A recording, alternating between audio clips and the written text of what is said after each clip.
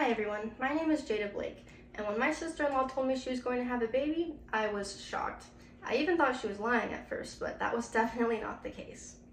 While my initial reaction was of shock and concern, this story is really about how my family came together to support my brother, his wife, and their newborn daughter.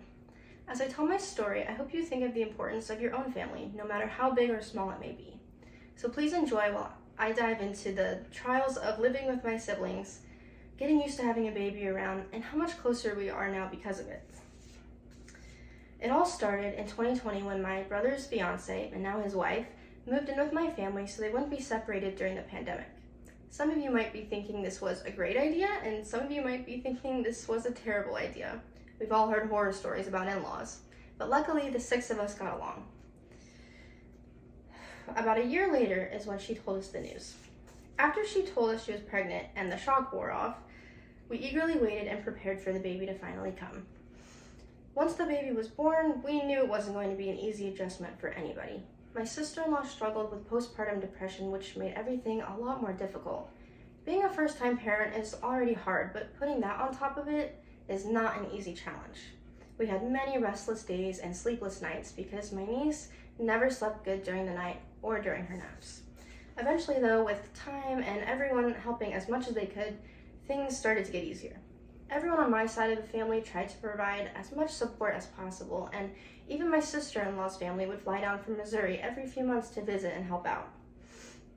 After banding together and trying to make the transition as easy as possible, we were all in a much happier place. Once my brother and his wife got into a routine and really embraced their roles as parents, things got so much better and a lot more fun too. My niece still doesn't sleep well, but I've learned that earplugs do the trick when I really need to sleep. My mom and I also babysit and play with her whenever her parents need a break, which we love to do. Watching her grow up is such a blessing that I've never gotten to experience before. Getting to hear her first words and watch her walk for the first time was so exciting.